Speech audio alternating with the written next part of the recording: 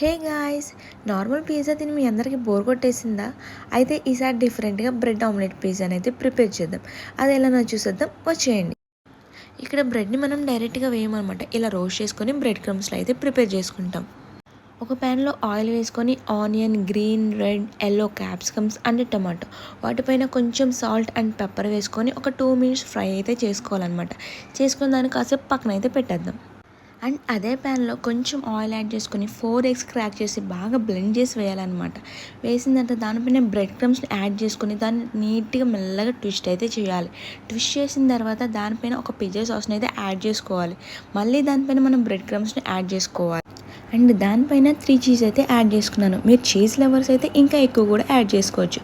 And ముందుగా fry చేసుకున్న capsicums అవి ఉన్నాయి కదా, వాటిని అయితే పైన యాడ్ చేసుకొని చిల్లీ ఫ్లేక్స్ అండ్ ఆరిగానోతో ఫినిషింగ్ అయితే ఇచ్చుకోవాలన్నమాట. అంతే, ఇంకా yummy yummy delicious bread omelette pizza ready.